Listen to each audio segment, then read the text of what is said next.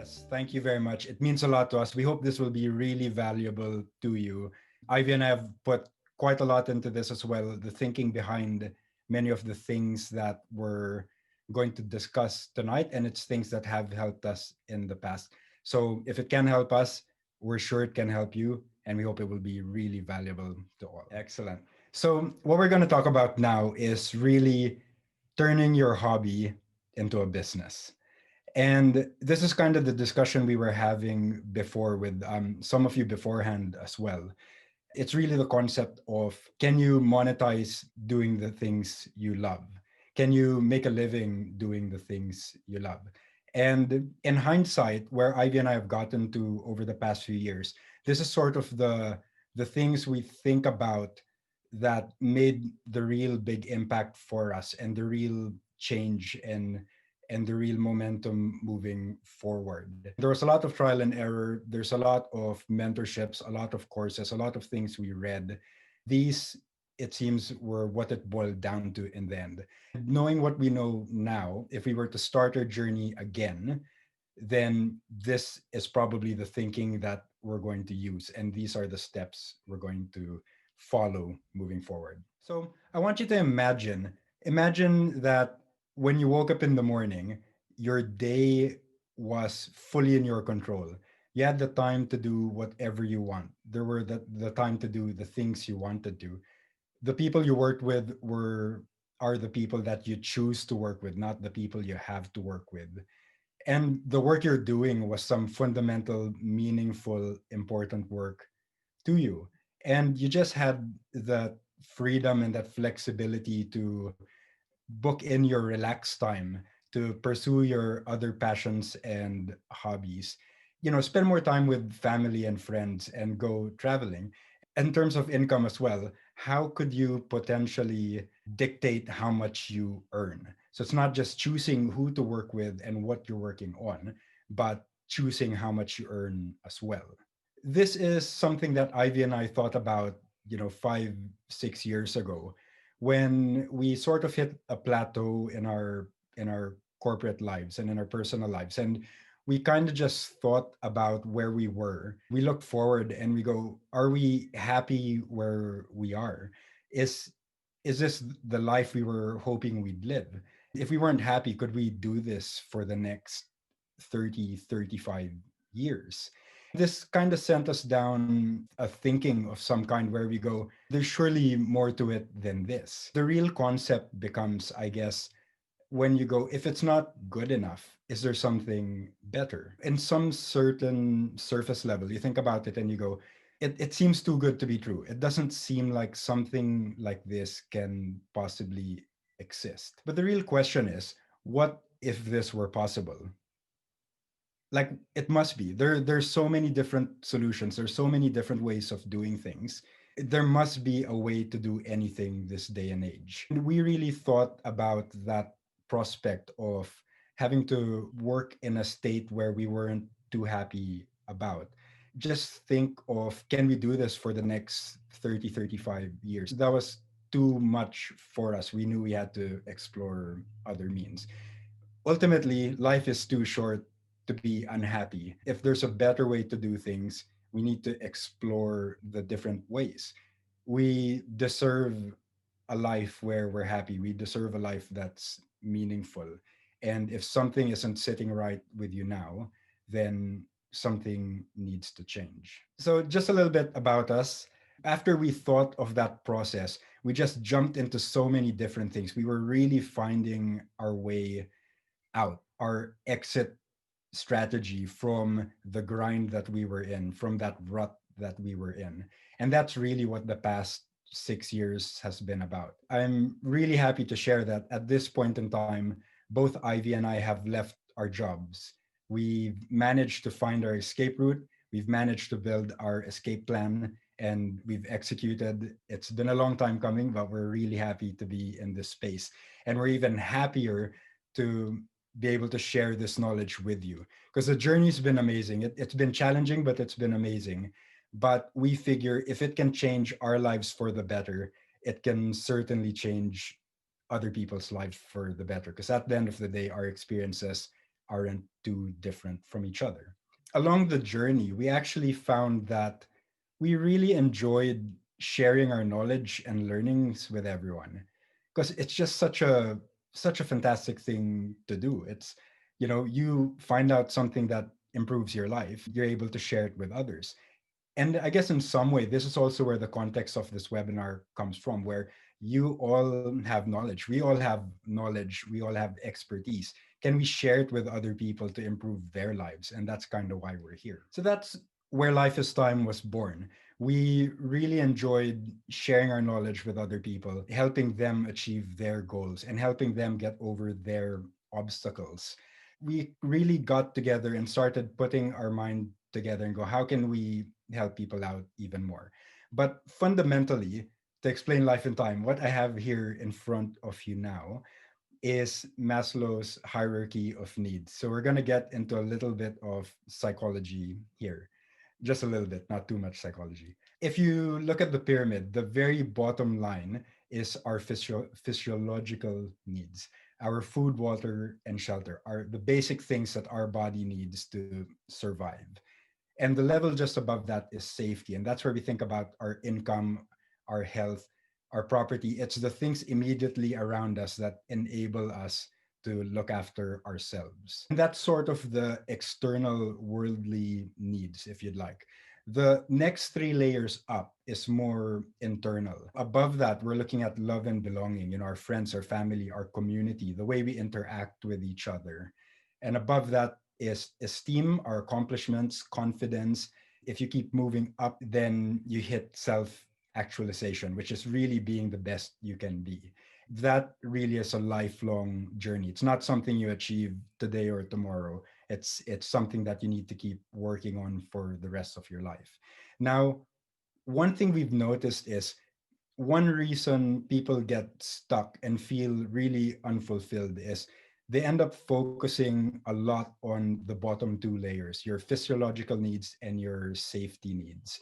When you really get stuck in this area, when you wake up day to day thinking, I don't know how to pay the bills, I might lose my house, I can't afford my rent, I might lose my job, people get stuck in these layers so much that they're not able to really branch out of that and really find themselves, find their purpose, find their reason for being here. With Life is Time, part of our mission is to really figure out how can you take the bottom two layers, create a thinking and a framework around it where you can wake up the next day and go, my physiological needs and my safety needs are not an issue to me. The money is going to come in. I will have money for food. I will be able to pay my rent, my mortgage. Like, it's not an issue at all. If you wake up not worrying about the bottom two layers, then you can really spend your day focusing on the top three layers, working up the hierarchy. If you do that, that allows you to be a better person. It allows you to be happier, and not just for yourself, but happier for the people around you, your friends, your family, better person for the community. In turn, the more you help people around you, the more it's rewarding for you, and you work your way up the hierarchy of needs. And so, how do we do that? How do you take those two layers and really get them out of your system? Put a system in place that those layers are no longer your day to day concerns. By doing that, we take a few principles from physics, from manufacturing, and from productivity. And from physics, we have the first principles, which is basically it says, what are the fundamental truths of who you are and what you're trying to achieve? So it's not looking at things from the surface level, from all the shiny bits and pieces, but it's really looking at what the fundamental bits are, what really matters. It's kind of going, identifying that and just focusing on it. And then when you're able to identify that, you apply lean thinking, which is pretty much, now that I know what my first principles are, you just go, I need to focus on this. Everything else that's not related to my first principles, I'm just not going to look at. I'm not going to do. Because by focusing on the things that aren't fundamental to you, you sort of just spread yourself thin and you're not able to achieve your goals as quickly as possible. And the next is micro stepping, which is really where we go. If you have a big picture, a big goal, many times we look at it and we go, ooh, it's just too big a task. It's too difficult. And we haven't even started it. It's already too difficult to do because it's just such a big thing to look at and to comprehend. So what we do is we take that really big thing and start breaking it down into really small fundamental pieces, little bite-sized action points where it becomes so easy to do, it's hard not to do it. When you think about it from that perspective, then the largest of tasks becomes pretty easy.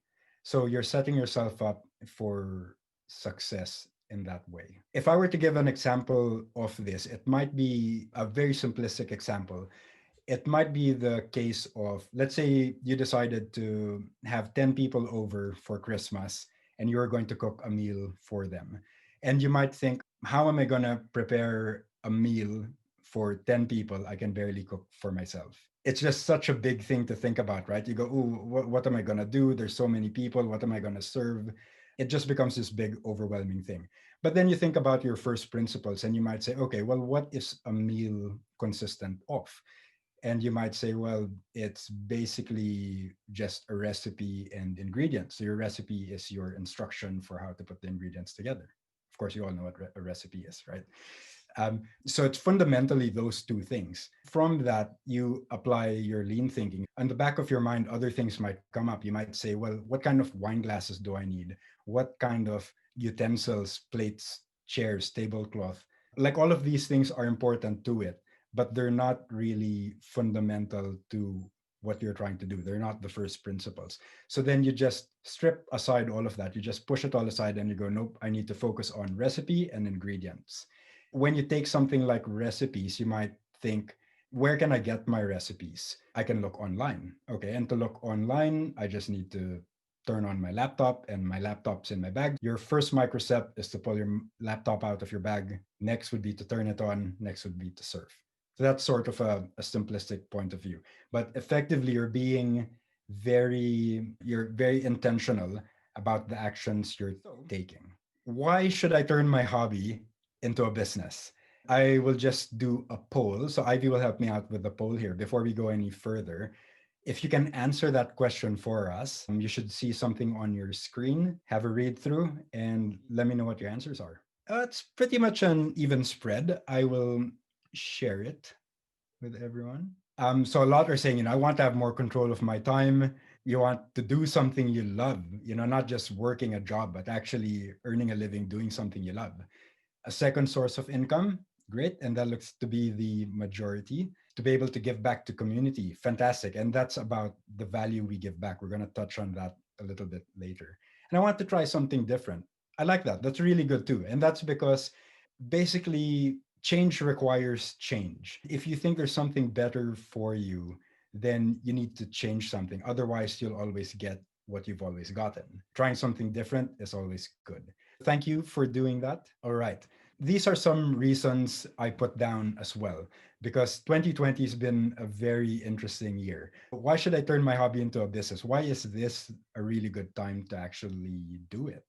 Personal and well-being is a big one that comes to mind. Many of you answered the same in the poll, where we might be working so hard, slavishly hard at a job that many times we ask, what's the point? Why is this so important? Why am I spending all my time here? The jobs are very demanding. We get pushed a lot. Many times it doesn't really mean so much to us. It's just something we need to do to earn money. Of course, if you keep working in that area, then your well-being will suffer as a result, because you will lose that optimism, you will lose that meaning. That's a huge thing, and I think we can see that nowadays there are a lot of people having a very good time. Well-being is a big issue now. The next reason is technology and opportunity. I think COVID and the lockdowns around the world really taught us that, well, it taught us a number of things. One of them is that we can work from home we can talk to anyone in the world, kind of like we're doing tonight. We can do that from our laptops, from our cell phones. When you think about it, like I said, we all have unique skills that we can offer. We can help other people out. And for each person that has a unique skill to offer, there are hundreds of people that need a problem solved. So you need to think, do I have knowledge or skills that can help someone else? And it doesn't really matter where the someone else is because we have the technology to talk to them. Creating a business from that regard or starting the business from that regard is very easy, and it really doesn't cost much or take much at all. And that is a fantastic opportunity for everyone.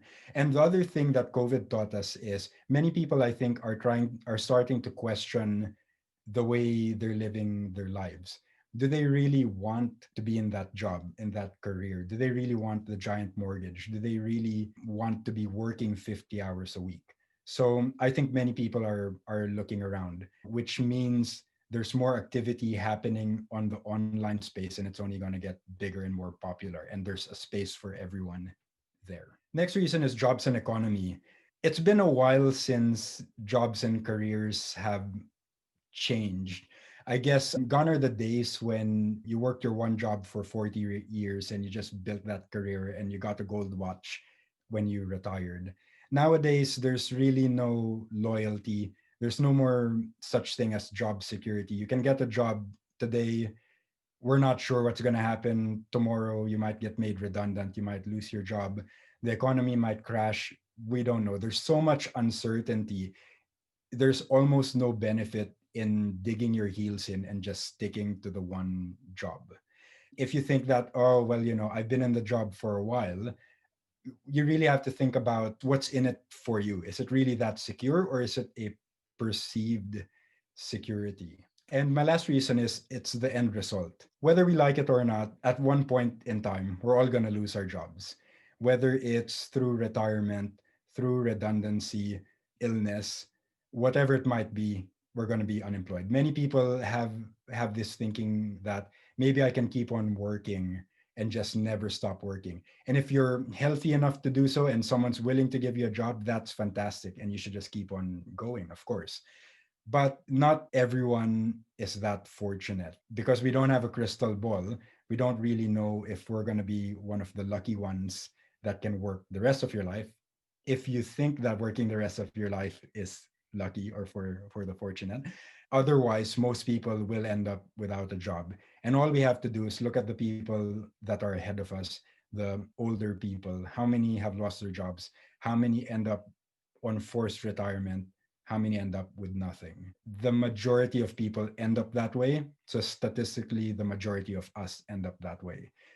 Now, you know that if that is your future based on statistics, then you need to change something if that's not where you want to end up. Remember, change requires change. I'll give a quote by Abraham Lincoln. Give me 6 hours to chop down a tree, and I'll spend the first four sharpening the axe. And I actually really like this because what this means is we're not looking to just sort of jump into things just willy nilly or sporadically. It's really about understanding the task at hand, putting the right preparation in place, and winning in the end. We know the end goal here is to chop down a tree. Not that I recommend anyone chop down trees because we like trees. We need all the trees nowadays. But the task here is to chop down a tree. And Abraham Lincoln knows that you do your prep. That means the job will be executed better. You'll end up with the result you want to in the end. And that's kind of how we have to think about our exit strategy from work, or whether we just want to build up our business and start monetizing it. We need to be looking at the long term. We need to be looking down the track. So it's not just about winning your little skirmishes. It's really about winning the war at the end of it. If the end result is to have a hobby that earns money, then we keep our eye on the ball, and that's what we need to go for, and that takes time. All right. Reality check. When we started building our businesses, we really these were the things that should have been obvious, but it wasn't completely obvious to us when we were starting. So I think it's really good to kind of say, if you're heading down this track, you need to expect these things, and that means we can work on things. The big reality check is sales. If you're wanting to monetize your hobby, make a business or anything like that, you need to sell. At the end of the day, a business not making money is not a business. You need to learn how to sell to people. You need to learn how to tell them this is how much it costs. This is the value you get. It's really not a comfortable thing for most people, and it's something we just need to learn how to become better at as we go on. And again, that's fundamental. Sales is fundamental to everything.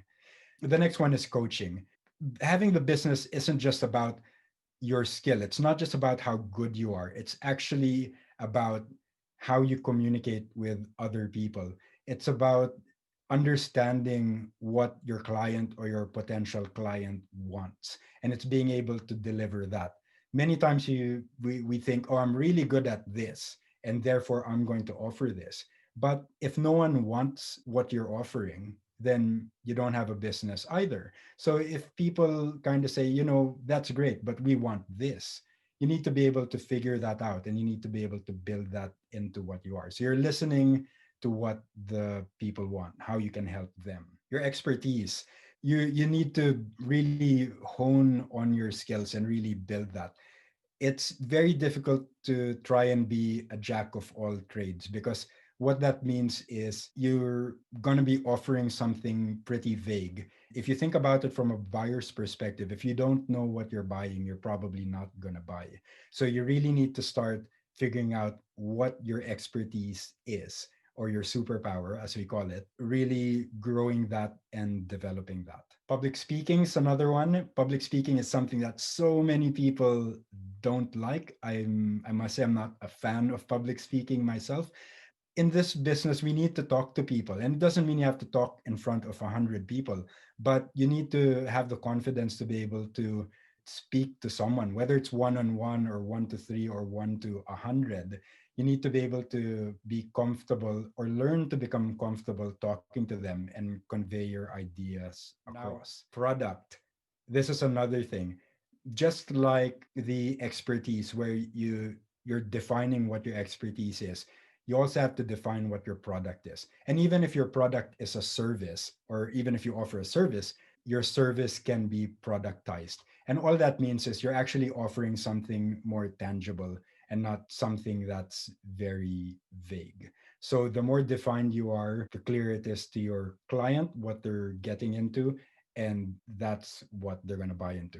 So you need to get clear on that. Contact list. This is really about numbers. What we're finding is you need to grow your contact list beyond what you already have. At the starting point, going to friends and family, colleagues, that works really well to really build that foundation. But soon after that, you're going to have to branch out somehow. And we'll touch on that a little bit later. But one thing we learned is this really is a numbers game.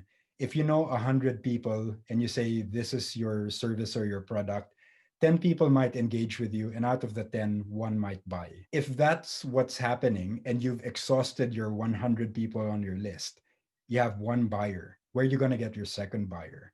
So you really need to build this up. Relationships. Now, there are many people that don't necessarily think of relationships as the one of the more important things in having a business, but it really is. If you think about engaging, let's say, a plumber to fix your sink or your toilet or anything like that, if the guy that comes to your house is dodgy looking fellow that just doesn't answer your questions, and you just get this bad vibe from him, then you're probably not gonna hire that person.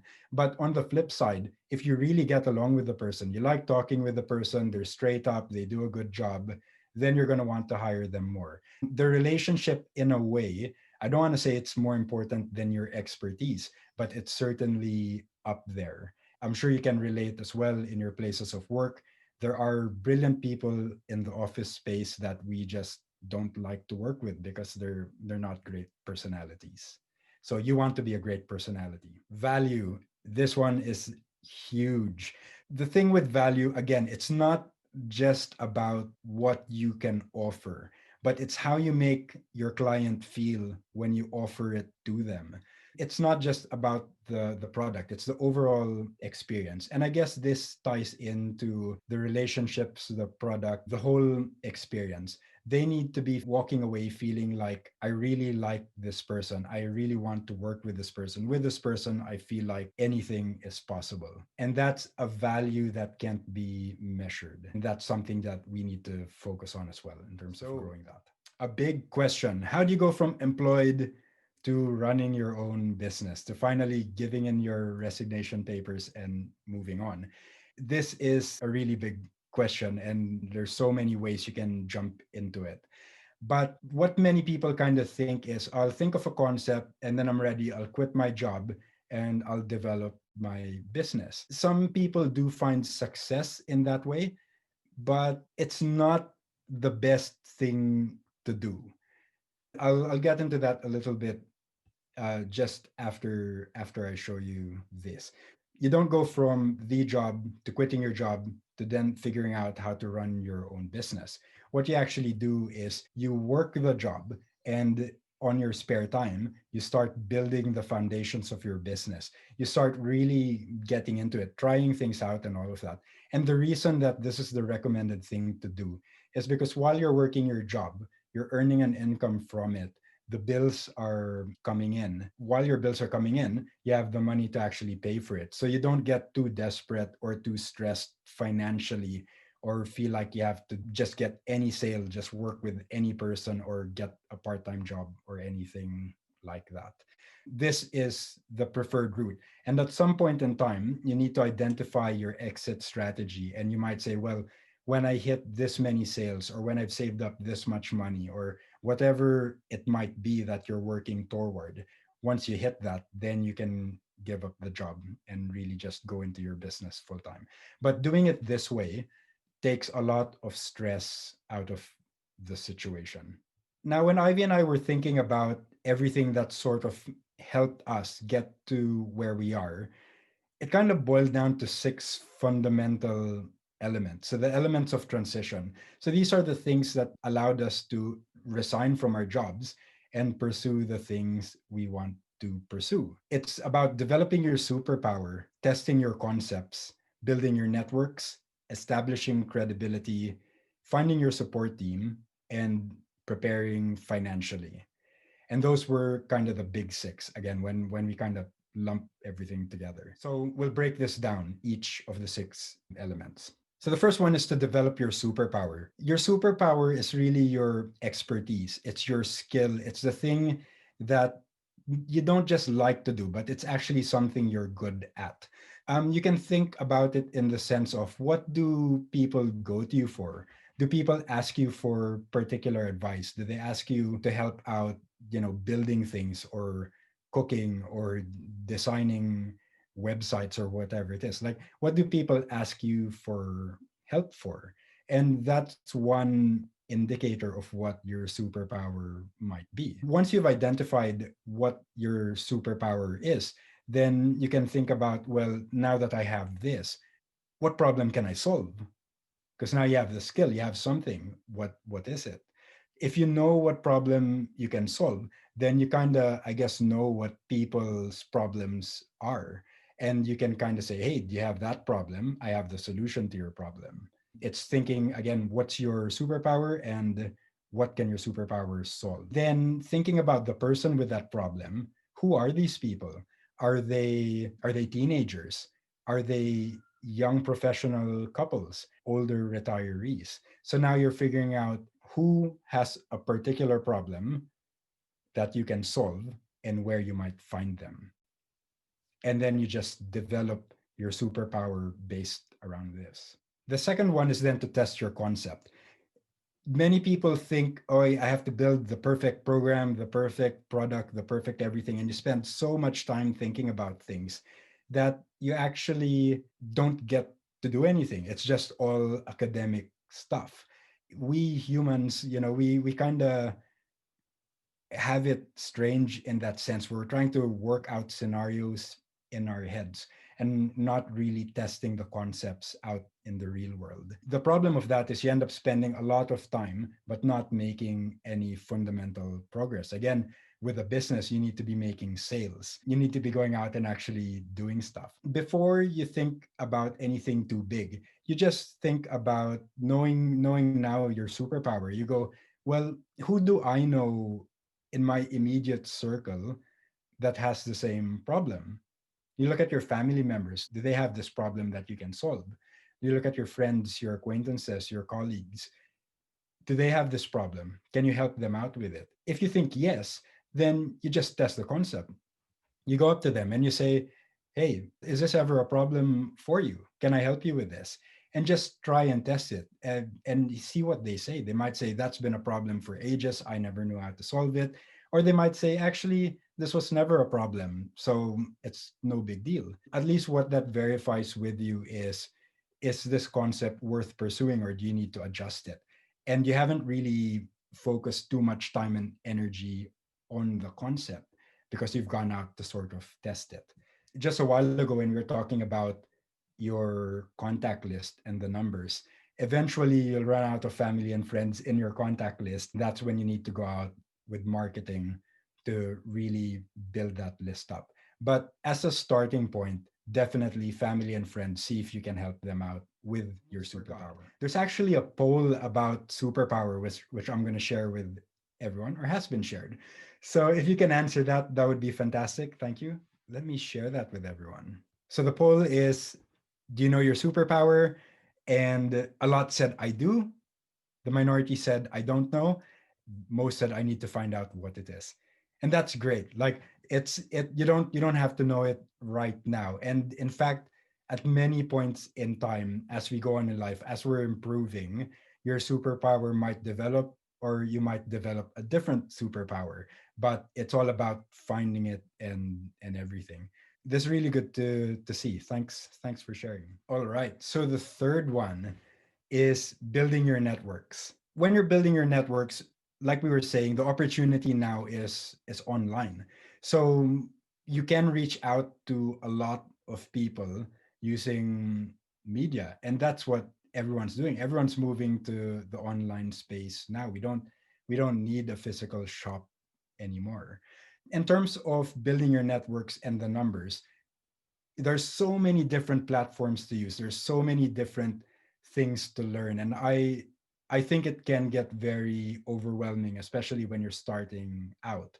A really good thing to do is to just identify one platform that you want to use when you're starting out and just think, well, what platform do I know? What platform am I comfortable using? Or you might say, well, I think most people who have the problem I can solve are using a particular platform. Then you might say, okay, well, if they're all on that platform, I might use it. Again, the reason behind the choosing the one platform is just not to overwhelm yourself with how to use so many different things. Focus on one, decide on it. If it's Facebook, do Facebook, learn how to use it. If it's Instagram, learn how to use it. So just choose the one and go with that as a starting point. Now, when you've chosen your platform, first thing to do is just grow your network as quick as you can. What you do is just think about the people you know, your family members, your neighbors, your friends, the people you work with, the people you met in a party 2 weeks ago, whoever it is, just add everyone. Again, numbers is the game here. We need a lot of numbers. A name sounds familiar, a face looks familiar, just add them in. Just put them on your network. You'll never know who might be your next potential client, or they might say, hey, I'm not into this, but I know someone that is. And that kind of helps with your networking. So just go for it. And the other way would be with interest groups where you think about, for example, if you go, if you say that, well, my superpower is, let's say, fixing cars. If that's your superpower, you might think, I'm sure there are clubs, there are interest groups, there are Facebook groups, whatever it might be, dedicated to people that love that passion. You can find them, you can search them and just join in, jump into that community and see what they're talking about, see what their problems are, see what they love, and start contributing. Try to be an active part of that community. So you start building some credibility, which is our next step. Establishing credibility. The reason that establishing credibility is so important is because when people have a problem that they want to solve, they'll usually try and go to a reputable source, someone they know they can trust. If they're going to pay someone for something, they want to make sure that they're getting value for money, that they know the job will be done. And of course, our challenge being so new into this is we don't have that credibility just yet. One thing we need to start very early on is to start building that credibility. And what we found really works is to just start gaining that online presence. So again, if Facebook is your chosen platform, start posting things on Facebook related to your expertise, related to your superpower. Put videos, put photos, put things there, but not just random photos and videos. Ideally, they're value giving to your potential client. You might show a photo of yourself baking a cake, for example, and say, I've learned these tips. You're sharing tips, you're sharing solutions, you're sharing knowledge. This is what you want to be giving people ultimately. They want to know that when your post comes up, they go, "Ooh, I learned something from this. I take something away from this. This is really good." And more importantly, over time, they might think, "I need to bake a cake, but I don't know how." Oh, I remember this person keeps posting about it. You become the cake expert in their mind, and they know to approach you for that particular problem they have. Now, when you're giving them value, when you're posting these things and giving value, put yourself in there as well. Put a photo of you, put something that says you. When you write things, write something that's from you, not just something that's forwarded or cut and paste or shared. And the reason behind this is you want people to get to know who you are. Media and TV have a very interesting thing where, maybe you've experienced this as well, where if you've seen enough of media personality, where you just think, I feel like I know this person, even though you've never met the person before, just the way they talk, the way they act, the way they think, you feel like you know them. And that's what you want to do. That's what you want to shine across when you put things on social media. You want people to think that they know you, they can trust you, and you can help them out with their problem because you've been giving them so much value. And the other way to establish credibility is, if you recall, where we're helping our family members and our friends out with their problems, after you help them with a problem, ask them for a review or a recommendation and say, "Hey, was that really helpful? Can you write something on my chosen platform?" So let's say Facebook. Can you go on Facebook and write a review and just say, "Yeah, I found this really helpful. It was great value for money. I really enjoyed it," whatever it might be. Then, when you have potential people coming to you to help with their problems, then they can look at the reviews and go, "Oh, everyone's been happy working with this person." So that just gives me more confidence to approach that person. So these are four really good ways to start building your credibility. And again, it's something that you can do even while you're working the job. Number five, your support team. So you need to find who the people are who can help you. Basically, the question here is, who can help you achieve what you need to achieve? We talked about, we all have our superpowers. You have your unique superpower, other people have their unique superpower. And one thing we fall into a lot is we might think, well, my superpower is baking cake, but maybe I'll try and learn social media marketing myself. Maybe I'll try and learn how to build a website myself. But these aren't your superpowers. So you're exerting your effort doing a skill that you're not particularly good at. That takes you a long time. Arguably, you should just spend your time continuing to develop your superpower and helping other people out. In the same way that you're helping other people using your superpower, you use other people's superpowers to help you out and move you forward. When you think about your support team, another thing I want to share is, there's a saying that says you are the average of the five people you spend the most time with. if you're surrounded by like-minded people, people who are on the same journey as you are, you'll probably enjoy the journey better and have more success doing that journey. If no one is on the same journey as you are, then you might may not succeed. It just becomes so much more difficult for you. So the best people to have on your support team is one, a mentor. You don't know everything yourself. There's no way we can know everything. So when looking for a mentor, we just think about who has this experience, who's ahead of me, who's done this before. Can they give me the guidance? So it's someone you should trust, someone who's been there, and someone who really inspires you to just go and get things done. The next is your circle of influence. Again, talking about the five people closest to you. These are people who might be on the same journey or who are already where you want to be. And you can imagine just having conversations with these people, you're going to pick up so many tips, so many useful things. They can help you along the way. Many times in our experience, when we talk to, so for example, in our property investment experience, whenever we're around other property investors, it just really inspires us. No matter how hard it gets, even if we haven't made that purchase, we lost that sale. When we have a conversation with other property investors, we just walk away feeling like nothing is impossible and we're going to get this done. So you need to surround yourself with these people. Now, the professionals, these are the ones who have the superpowers you need. So they have the skills and experience to really take your business to where you want to go. You need a website, many people that are really good at websites there. You need a landing page. There are many people really good at that there. You focus on their skills and you leverage their skills and knowledge to help you out. Again, there's heaps of them out there. Now, like minded individuals and groups, these are the people who identify with your passion and the things you love. Being immersed with these people is just something that fuels you up and keeps you going. And many of these people might end up potential clients as well, because again, they are the people who are passionate about the same thing that you are. So it's one way to keep you motivated, one way to keep you going, one way to keep you happy in the industry. And it's a good way to network as well and start getting potential clients that way. So you need to identify who these people are. And the last of the elements is money preparedness.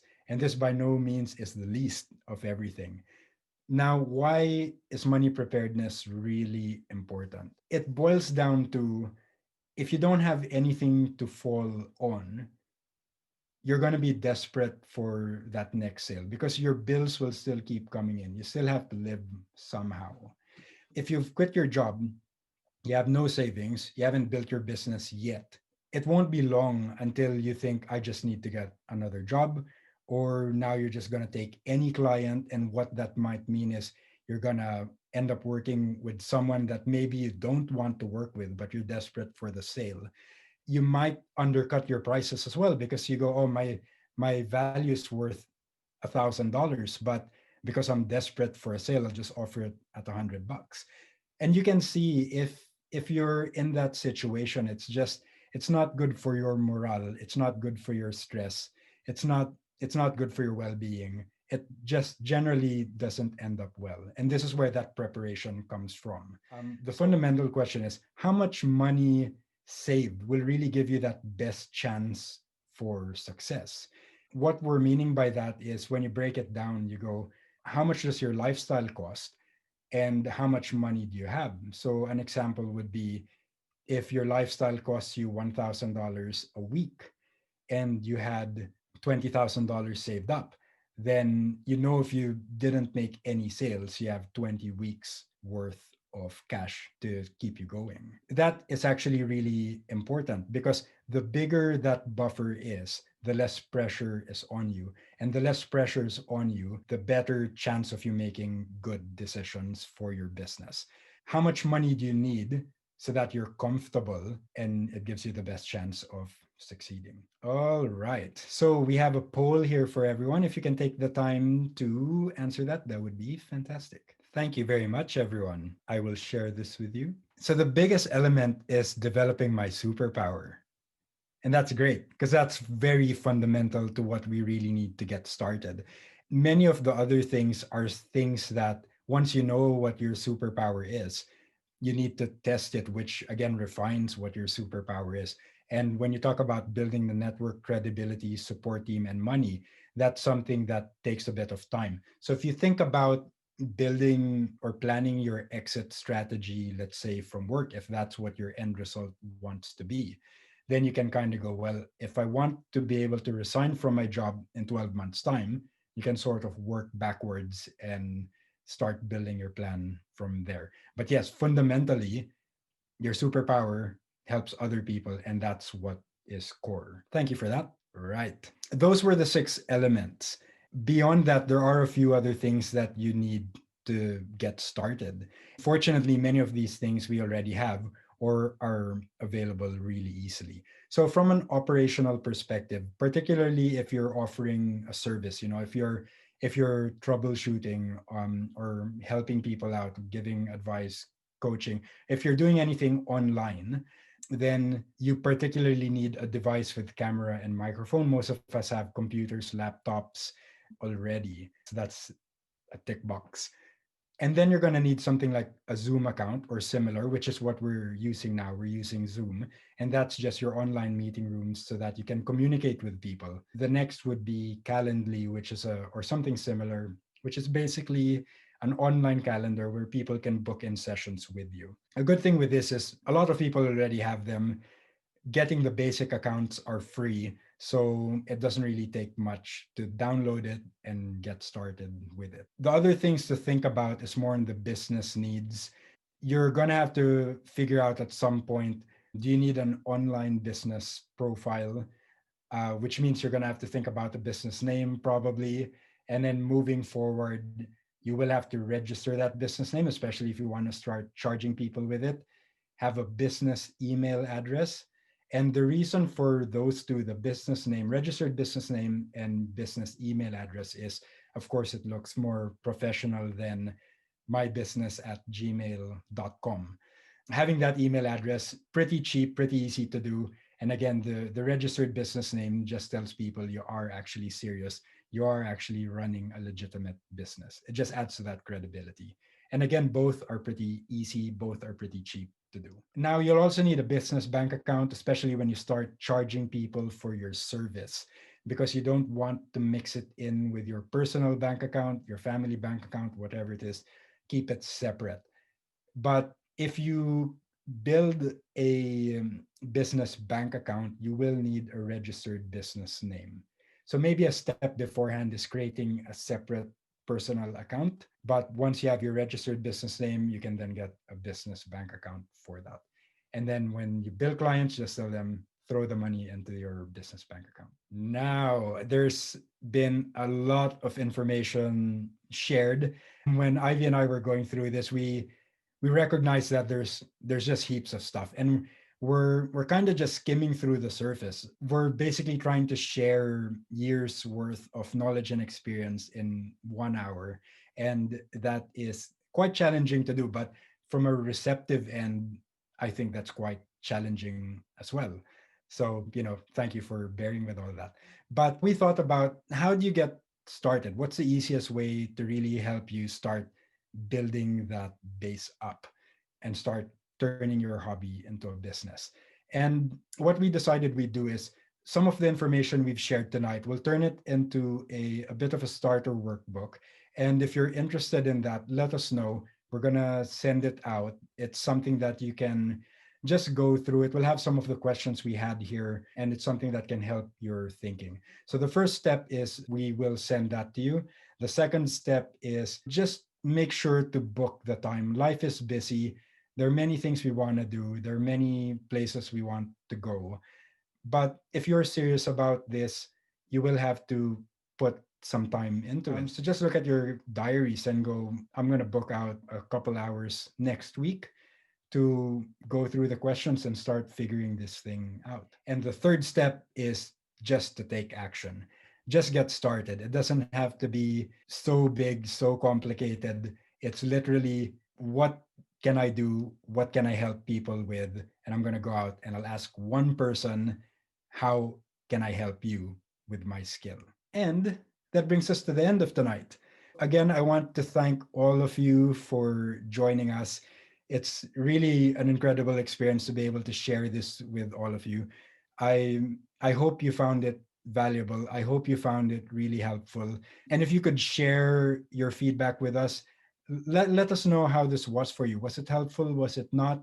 Was there something you wanted to learn more about? Were you hoping it would be something else? Because what you tell us will help us give you more value in the future. So if you can, our email addresses are there. Ivy's email address, my email address. If you have any questions, comments, suggestions, do send it there. Another thing I'll add is we just got our website up and running. So check that out, lifeistime.co.nz. We have a money health check on our website. So it's an interactive thing that you can, it will ask you a few questions, you can answer it, and it sort of tells you where you are financially. So give that a go and see how you like it. If we can ask as well, drop by our Facebook page, give it a like, have a look at the things we post. And yeah, just tell us how you're liking things. Give us your feedback. Moving ahead, looking into the future, we will be doing more webinars. We'd like to give more value out. It really helps if we know what people want to hear. Keep an eye out for the stuff that's gonna come around. And we hope to be able to talk to you more in the future. And of course, if there's anything here that you want to discuss more after going through the workbook, if you feel that you need a bit more help, need a bit more clarity, just touch base with us. Tell us how we can help you. Other than that, again, thank you very much. I hope you enjoyed it. I really appreciate your time. So have a good evening, everyone. Thank you. Thank you so much.